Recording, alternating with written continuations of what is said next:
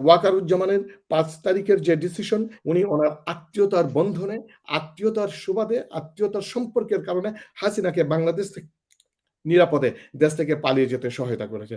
এর চাইতে বেশি আমি আর কিছু বলতে আ পারি না বা পারতেছি না। এর চাইতে বেশি ক্রেডিট তাকে দেওয়ার মতো না। বরং কি হতে পারত? বরং হাসিনাকে অ্যারেস্ট করে হাসিনাকে আইনের হাতে তুলে দিতে পারতেন। সেটা কিন্তু সে করেনি। ৬২৪ জন আওয়ামী দোসর ক্যান্টনমেন্টে গিয়ে আশ্রয় নিলেন। What was the responsibilities being a chief of army staff? সবচাইতে উদ্বেগের বিষয় সেনাবাহিনীকে প্রধান সেই ৫ই অগাস্ট থেকে ভারতীয় সেনাবাহিনীর সাথে একটা আঁতাতে যোগাযোগ রক্ষা করে চলেছে। এটা বাংলাদেশের স্বাধীনতা, সার্বভৌমত্বের জন্য একেবারেই অ্যা আ অনভিপ্রেত। বাংলাদেশের সেনাবাহিনীকে কিন্তু যখনই আমরা চিন্তা করতাম, আমরা আমাদের ইউনিভার্সিটি, স্কুল, কলেজ লাইফ বা এখনো পর্যন্ত সবাই সেনাবাহিনী বলার সময় আলাদা একটা গর্ববোধ করত। বলত যে আমাদের আ মান দেশেরকে আ দেশপ্রেমের উজ্জ্বল দৃষ্টান্ত, দেশের মূর্ত প্রতীক, আ দেশপ্রেমিক সেনাবাহিনী। আজকে কিন্তু এই গত ১৫ টি বছরে এই শব্দগুলো নিয়ে একটা বিরাট বড় কোয়েশ্চেন তৈরি হয়েছে। আপনি দেখেন বিগত দিনে আমরা দেখেছি যেমন ১৯৮৮ সাল বা আমি যদি আরো পেছন থেকে বলি বা আমি এভাবে বলি ১৯৮৮ সালের বন্যা, 98 এর বন্যা, ১৯৯০ সালের যে ক্র্যাকডাউন এরশাদ সাহেবের সময়, ওই সময় সেনাবাহিনীর গৌরবোজ্জ্বল ভূমিকা ছিল। এছাড়াও আমরা বিভিন্ন সময় ক্রাইসিস ম্যানেজমেন্ট আমরা দেখেছি। আগুন নিভানো, বন্যা এই সমস্ত কাজ-কারবারগুলোতে আমরা দেখি।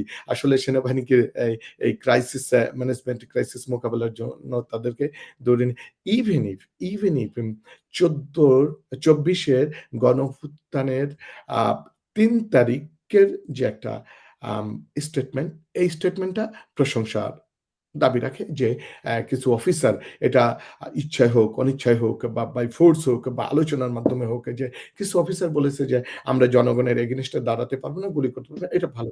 কিন্তু আপনি এই যে আজকে যে সেনাবাহিনী প্রধানের বক্তব্য নিয়ে এখানে ম্যাচের কাঠিটা কে ধরিয়েছে? এটা কিন্তু সেনাবাহিনীর প্রধান ধরিয়েছে। গত ২৫ এ ফেব্রুয়ারি বিডিআর হত্যা দিবসের সময় ওনার যে কথাবার্তাগুলো থেকে মূলত এগুলো শুরু হয়েছে। আমি এ বিষয়ে অন্য একটা টক শোতে আলোচনা করেছি। তারপরে এটা আমার জন্য চর্বণ হচ্ছে। বাট আপনার শো এর মাধ্যমে আপনার বা দর্শকদের জন্য কিছু আমি আসলে বলি। সেটা হচ্ছে দেখেন, ঐদিন সেনাবাহিনী প্রধান যে কথাগুলো বলেছেন সেটা হচ্ছে সবচাইতে বড় যেই অবজেকশন মানে আ অবজেকশনেবল স্টেটমেন্ট ছিল সেটা হচ্ছে বিডিআর হত্যাকাণ্ড, বিডিআর যা ঘটিয়েছে এই ব্যাপারে কোন কথা বলা যাবে না। No, there is no if but completely full stop. এই কথাটা ছিল আমি যদি বলি আমার ভাষায় সেটা হচ্ছে একটা স্বৈরাচারী মনোভাবের বহিঃপ্রকাশ। এটা যখন একটা অনগোয়িং প্রসেস চলতেছে, বিচারের বিষয়টা চলতেছে, এই বিষয়ে সে এভাবে ফুল স্টপ মেরে দিতে পারে না। এটা কক্ষনোই পারে না।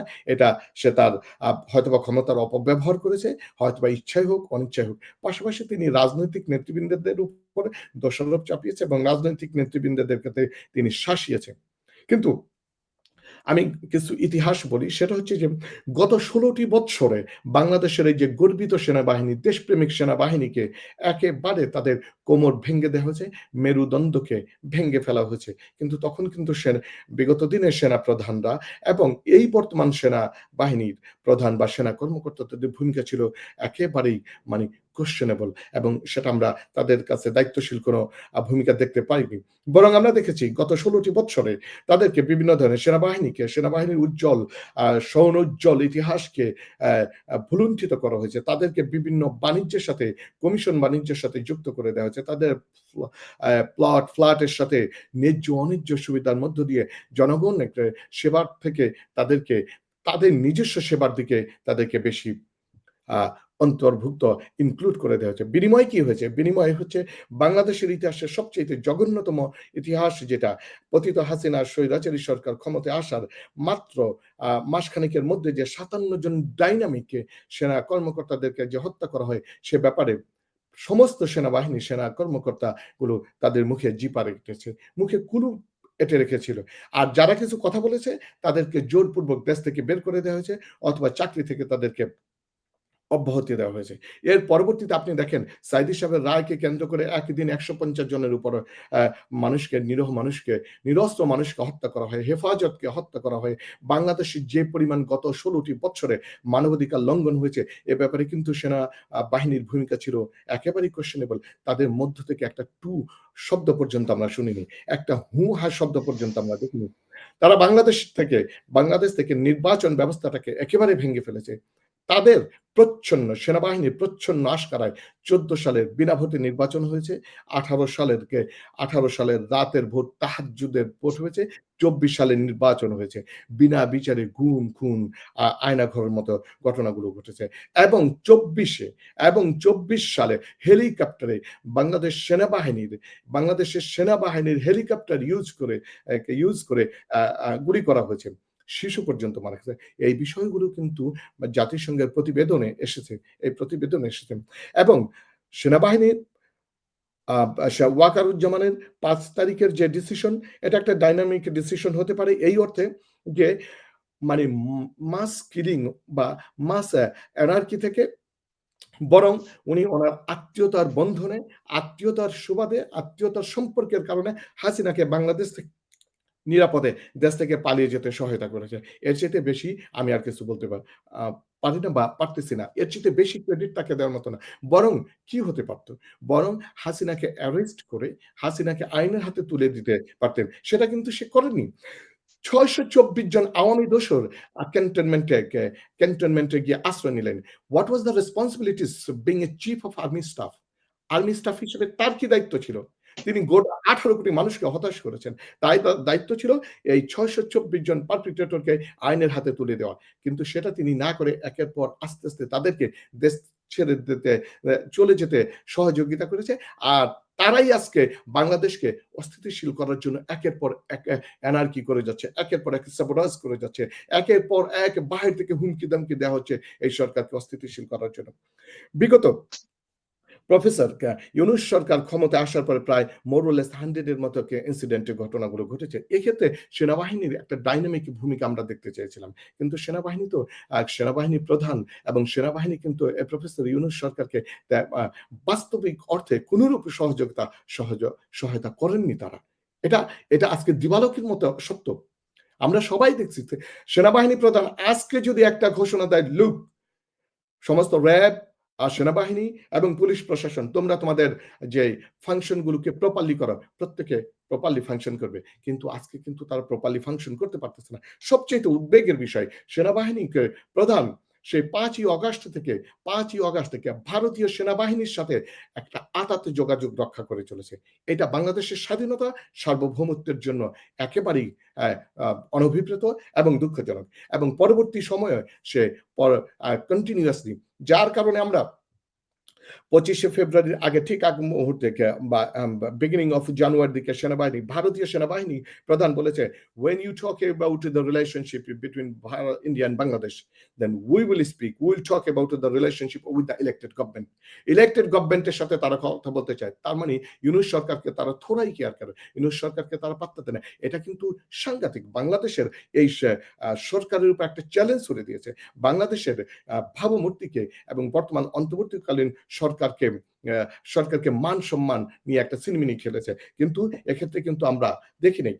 আপনি এই যে আনন্দবাজার পত্রিকার যে কথাটা বলেছেন, এক্ষেত্রে সেনাবাহিনী প্রধানের বা সেনা অফিস থেকে একটা প্রেস রিলিজ যাওয়া দরকার ছিল যে আমরা আসলেই সেনাবাহিনী বাংলাদেশে পাওয়ারকে টেক ওভার করবে কি করবে না। এক্ষেত্রে তাদের একটা সুস্পষ্ট বক্তব্য। কিন্তু তারা কোনো সুস্পষ্ট বক্তব্য দেয়নি। তারা বরং চুপ রয়েছে। চুপ থাকার ২ টা অর্থ হতে পারে।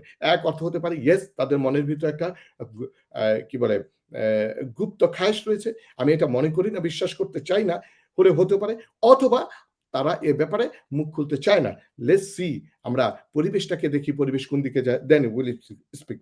বরং সেনাবাহিনী তাদের শপথ কি ছিল? দেশের সার্বভৌমত্ব এবং দেশের কল্যাণের জন্য তাদের নিজের জীবনকে বাজি রেখে দেশের স্বার্থে কাজ করবে। কিন্তু তারা তাদের সেই শপথকে ভুলে গিয়ে বরং বাংলাদেশের সেনাবাহিনীকে এবং বাংলাদেশের সেনাবাহিনীকে জনগণের সাথে মুখোমুখি করার জন্য তারা কাজ করেছে।